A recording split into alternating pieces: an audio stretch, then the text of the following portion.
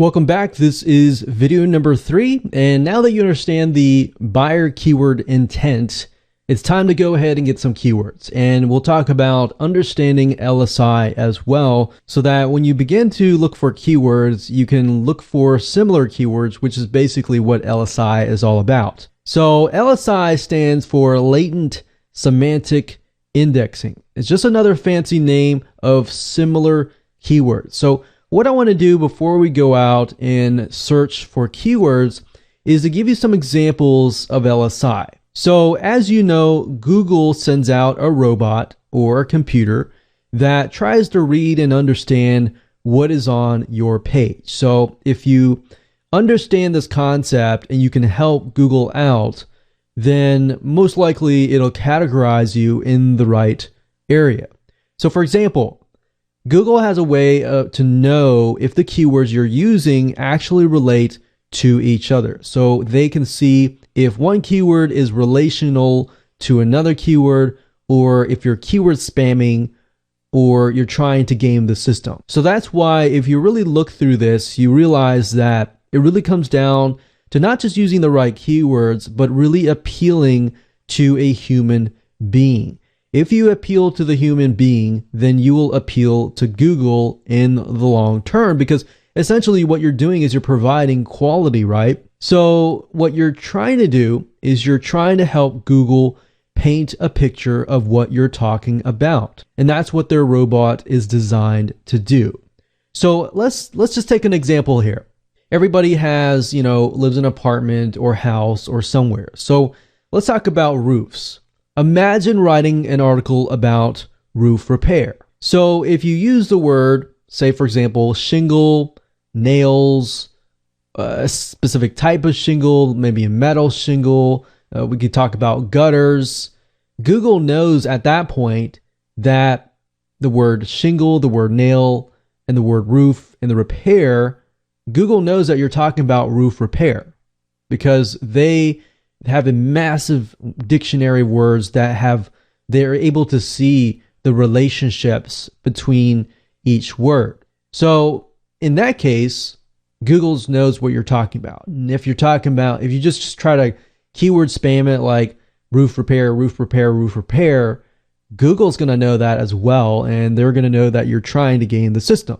And that's really not going to be appealing as much to a real live human being. Another thing that we're not really going to go into too much about, but if you can get a human being to stay on your website for a long period of time, and in other words, engage with your content, then you're going to get a higher ranking with Google. So what we call that being a higher stick rate, a higher engagement rate, can actually help you out as well. So actually you'll see nowadays that the longer your content, the better. Or if you create a video, videos actually create a higher stick rate and higher engagement rate as well. So with that said, now let's go ahead and find some keywords. So going back to video number 2, if you really think about the intent of the keyword in relation to the content on your website, at this point in time, I generally speaking will use 2 websites. Now, number 1, if I try to figure out, okay, the buyer is in the researching phase or in the comparison phase, or maybe they don't even really know what they're looking for, Google is a great resource to start with. And then as far as the buyer, actual marketplaces are really good places to find buyer keywords. So for example, Amazon would be a good place to go. Now, you'll realize in just a minute that I'm not really using any keyword tool. What I'm using is what we call the suggested keywords. Now, in order for the suggested keywords to show up in Google or Amazon, that means that there must be a high volume of people searching for it. So if you go to Google, for example, you know how you type in a keyword, let's say, for example, how to repair a roof. And when you do that, you can see that Google gives you a list of suggestions. So we can see how to repair a roof, leak, leak around event, or roof truss. Now, we know off the bat that these are highly searched. Now, if they're any relation to your business, then these are great words to use. Now, let's say, for example, how to repair a roof leak. At this point in time, if you scroll all the way down to the bottom, you'll also see other related searches. So how to repair a roof leak yourself from the inside around a vent on a mobile home, how to repair a roof leak on a camper from the inside, the costs, and flat roof leak repair. So if you're finding that, okay, this one actually relates to my product or service, and you click on it, you can jot those keywords down. Do the same thing. You can take a look at these keywords, and these are showing the suggested keyword that you want. So what you can do is you can simply highlight these like so, and simply copy the text, and paste that into your notepad. Now, there are tons and tons and tons of other keywords, but these are great keywords to start out with. Now, generally speaking, what I like to do is I like to use these as article titles. Now, if you dig a lot deeper and you look at particular articles that are surrounding these particular titles, or if you take these long tail keywords or long phrase keywords and you put them into your favorite keyword tool, whether that be Google Planner or another keyword tool, that keyword tool will, generally speaking, will give you a larger list of keywords that are related.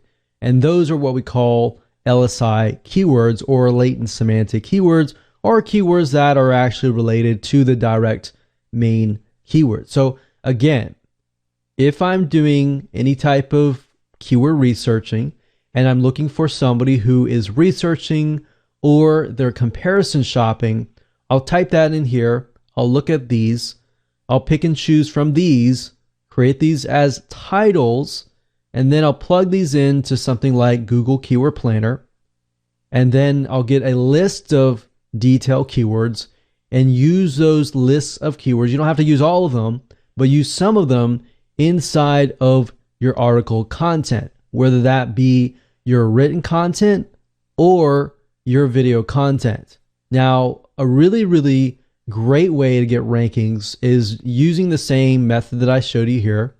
Title, and then a list of keywords from Google Keyword Planner or your favorite keyword tool, and then write the article and then make a video about it, and then upload it to YouTube.